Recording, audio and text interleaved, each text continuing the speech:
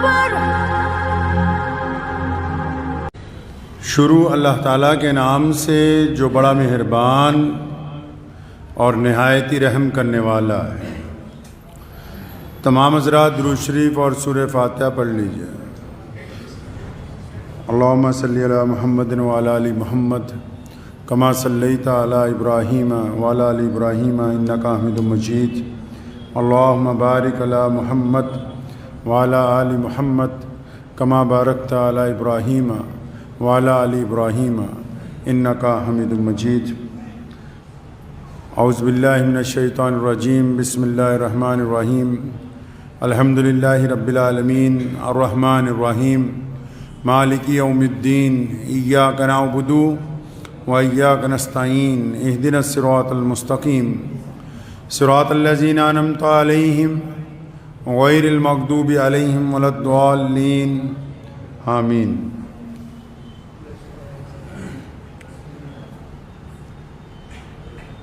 ایک یقین تھا دل میں کہ خدا تو سنتا ہے جب کوئی دوسرا نہیں سنتا۔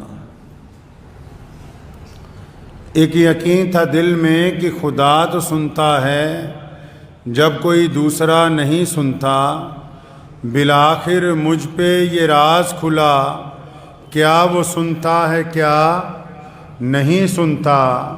وہ سمیع و بصیر ہے لیکن بے عمل کی دعا نہیں سنتا۔ یہ فیصلہ ہے دین فطرت کا، یہ فیصلہ ہے دین فطرت کا کہ بزدلوں کی خدا نہیں سنتا۔ اللہ کے پیارے نبی حضرت محمد رسول اللہ صلی اللہ تعالی علیہ وسلم کی ذات گرامی نے ہمیں ایک مکمل زندگی گزارنے کا طریقہ عطا فرمایا۔ اللہ تعالیٰ نے جن چیزوں کی قسمیں کھائی ہیں ان میں ایک قسم نکاح کی بھی ہے، یعنی اس عمل کو اتنا بابرکت بتایا کہ اللہ نے اس کی بھی قسم کھائی۔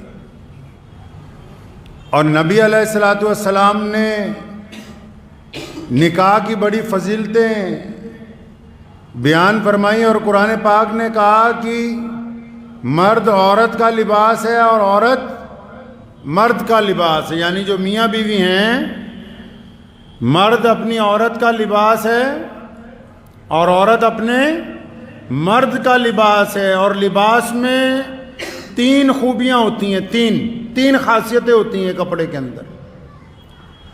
پہلی بات تو لباس انسان کے جسم کا تحفظ کرتا ہے، یعنی گرمی میں سردی میں موسم سے انسانی جسم کا تحفظ سب سے پہلے جو چیز کرتی ہے وہ اس کا بندے کا لباس ہوتا ہے، عورت کا مرد کا لباس ہوتا ہے۔ پہلی خصوصیت لباس کی یہ ہے۔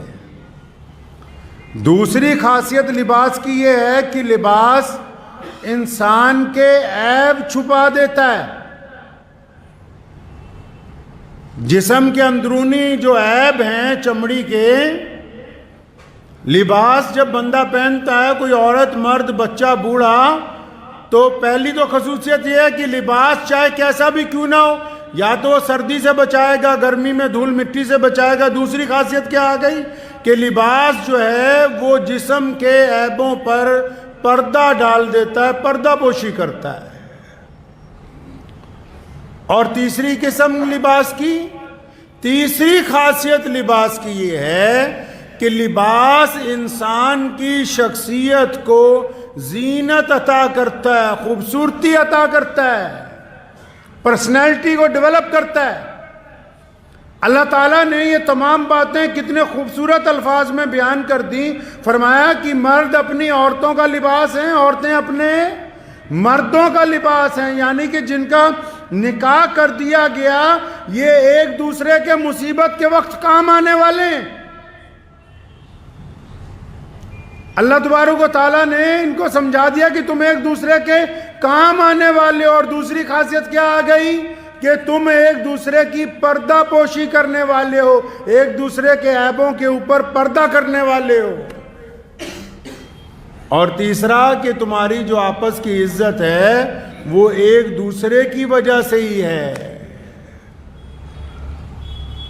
آج کل کیونکہ اکثر مجھے روزانہ شادیوں میں جانے کا موقع مل رہا ہے تو آج ذہن میں آیا کہ کچھ گفتگو نکاح کے بارے میں ہو جائے کہ اللہ اور اس کے رسول صلی اللہ علیہ وسلم کیسا نکاح چاہتے ہیں، کب چاہتے ہیں نکاح ہو، کن حالات میں ہو، اور نکاح کی جو اللہ اور اس کے رسول صلی اللہ علیہ وسلم کی طرف سے پابندیاں عائد کی گئیں کہ کیسا نکاح ہونا چاہیے، کیسا نہیں ہونا چاہیے۔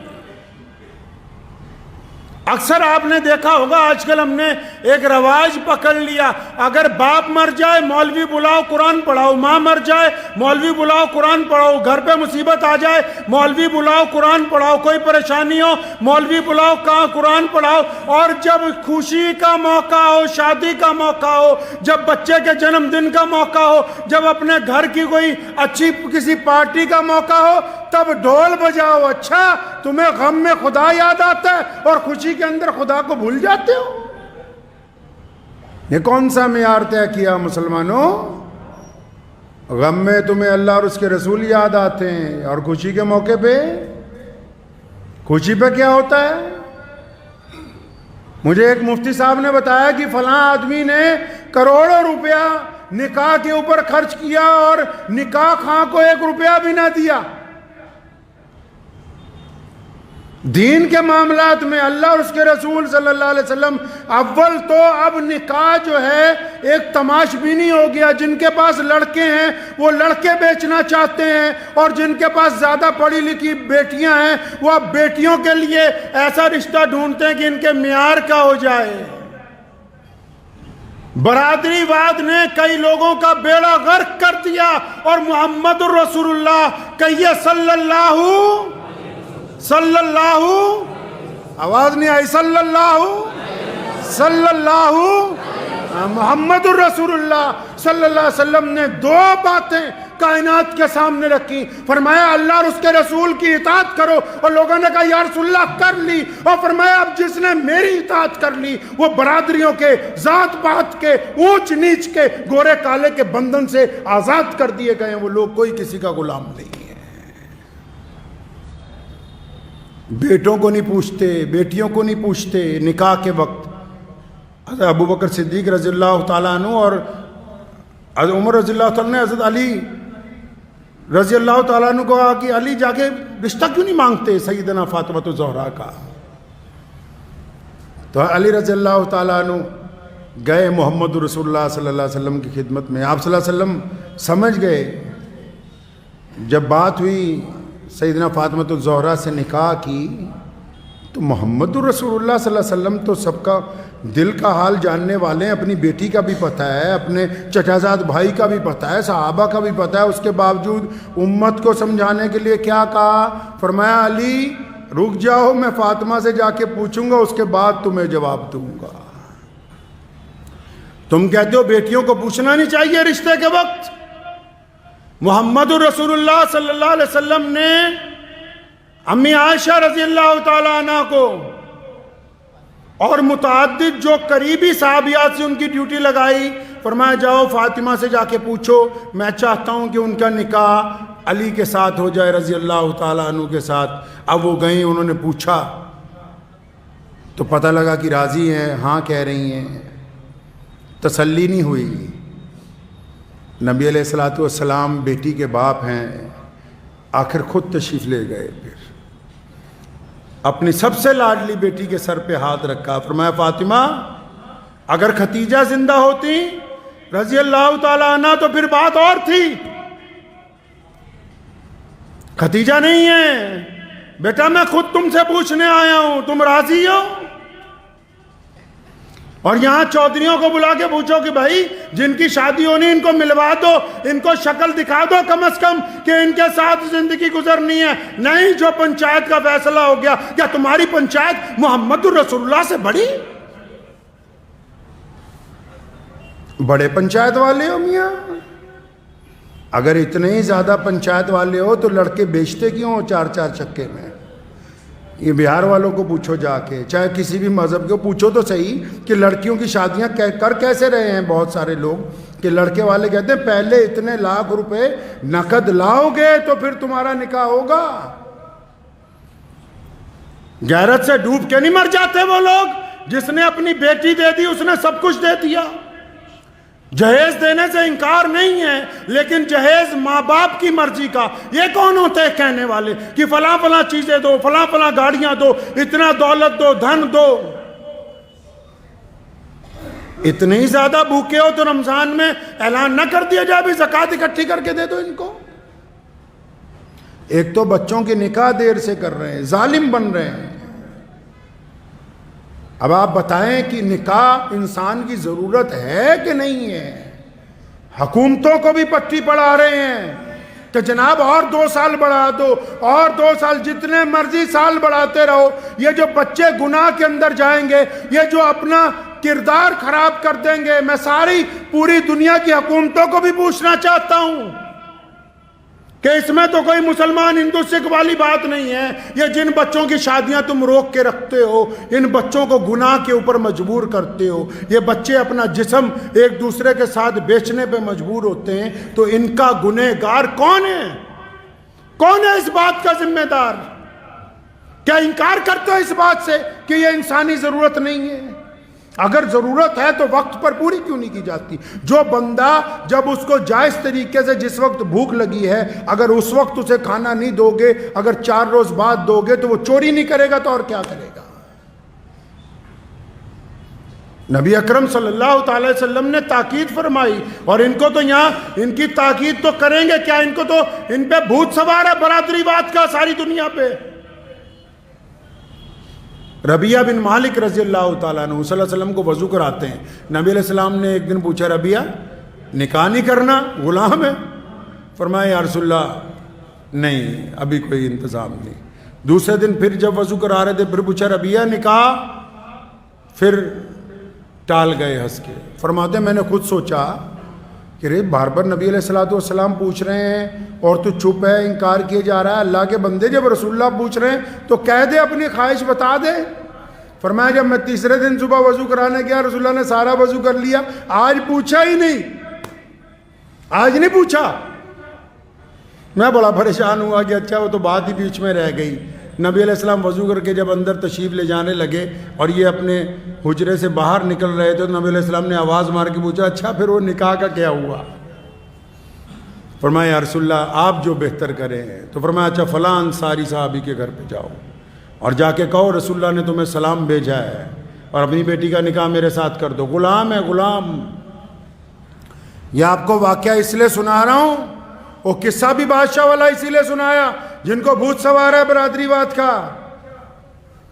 تمہاری بیٹیاں جو گھروں میں بیٹھی ہیں، بیٹے جو گھروں میں بیٹھے ہیں، جن کی عمریں 25 سال 30 سال 35 سال ہو گئے، جتنے مرضی سجدے کرتے رہو، جو اولاد بستر پر تڑپ رہی ہے، تمہارے سجدے تمہارے منہ پر مارے جائیں گے. ان کے زنا کا گناہ بھی تمہارے ذمہ ہوگا کہ تمہیں پتہ نہیں تھا کہ تمہاری اولاد کو ضرورت ہے، تم نے نکاح سے انکار صرف اس لیے کہ بڑا سرمایہ چاہیے، بڑا گھر چاہیے، دولت کے انبار لینے، بس اس چکر میں.